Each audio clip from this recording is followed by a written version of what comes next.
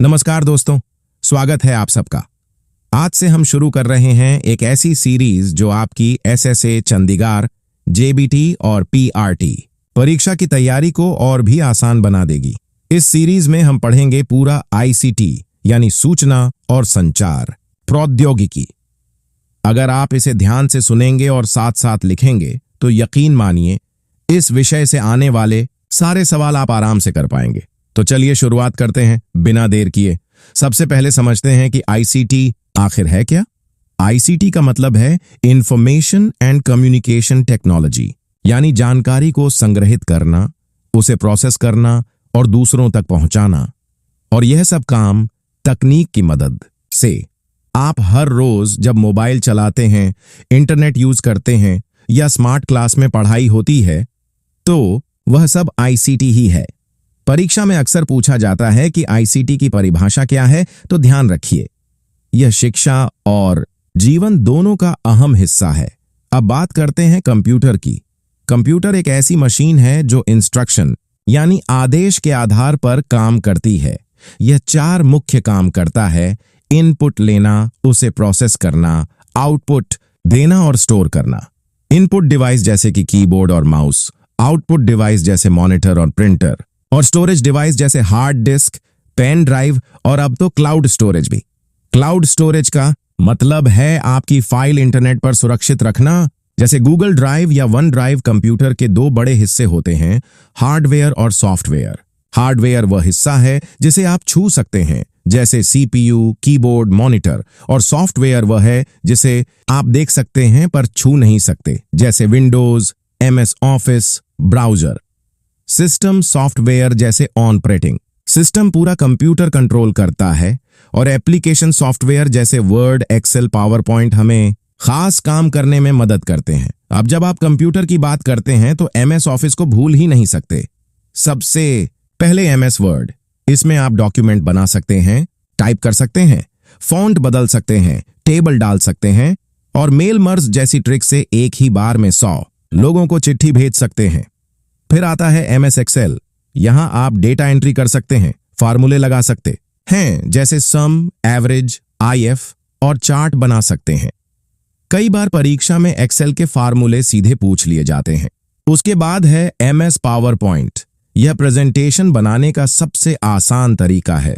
इसमें आप स्लाइड बना सकते हैं, फोटो, वीडियो डाल सकते हैं और एनिमेशन देकर अपनी प्रेजेंटेशन को और आकर्षक बना सकते हैं। अब जरा इंटरनेट की बात करते हैं। इंटरनेट को अक्सर इंफॉर्मेशन सुपर हाईवे कहा जाता है। इसका मतलब है कि दुनिया भर के कंप्यूटर आपस में जुड़े हुए हैं। जब आप कोई वेबसाइट खोलते हैं तो उसके पीछे होता है www यानी वर्ल्ड वाइड वेब। जो पता आप टाइप करते हैं उसे कहते हैं URL। और वेबसाइट खुलाने के लिए हम इस्तेमाल करते हैं ब्राउजर जैसे क्रोम, फायरफॉक्स, एज। इंटरनेट से हम ईमेल भेजते हैं, वीडियो कॉल करते हैं, और अब तो cloud storage of online classes सब इसी के सहारे चलते हैं। नेटवर्किंग भी एक जरूरी टॉपिक है। नेटवर्किंग के 3 मुख्य प्रकार होते हैं। लैन यानी लोकल एरिया नेटवर्क, जो एक स्कूल या ऑफिस तक सीमित होता है। फिर वान यानी वाइड एरिया नेटवर्क, जो बड़े क्षेत्र में होता है। और MAN यानी मेट्रोपॉलिटन एरिया नेटवर्क, जो एक पूरे शहर तक काम करता है। वाईफाई भी एक नेटवर्क है जो हमें वायरलेस इंटरनेट देता है। आजकल साइबर सुरक्षा पर भी सवाल पूछे जाते हैं, जैसे वायरस, ट्रोजन, मालवेयर क्या होते हैं, और उनसे बचने के लिए एंटीवायरस, फायरवॉल का इस्तेमाल करना क्यों जरूरी है।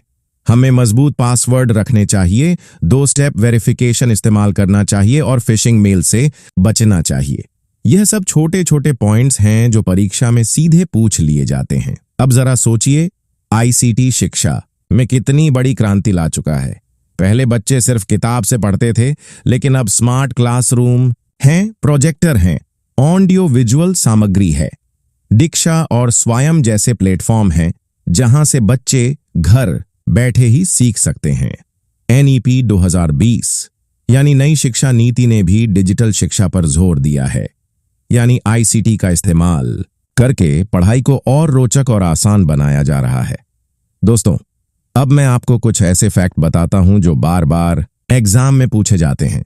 जैसे पहला कंप्यूटर था ENIAC, भारत का पहला सुपर कंप्यूटर था पैरम। HTTP का पूरा नाम है हाइपर टेक्स्ट ट्रांसफर प्रोटोकॉल। स्यूट्रल प्लस सी का मतलब है कॉपी और कॉटरल प्लस वी का मतलब है पेस्ट। F2 से आप किसी फाइल का नाम बदल सकते हैं और F5 से आप पेज को रिफ्रेश कर सकते हैं। ये छोटे छोटे शॉर्टकट्स आपकी तैयारी को पक्का कर देंगे। तो दोस्तों, आज हमने ICT को बिल्कुल बेसिक से समझा। ICT क्या है, कंप्यूटर कैसे काम करता है, MS ऑफिस का महत्व, इंटरनेट, नेटवर्किंग, साइबर सुरक्षा और शिक्षा में ICT का रोल, ये सब हमने आसान भाषा में कवर किया।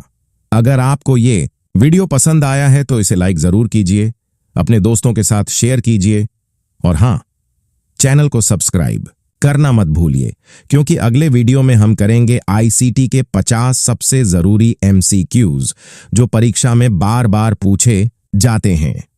याद रखिए, सीखना आसान है, बस सही तरीके से सीखना जरूरी है। धन्यवाद।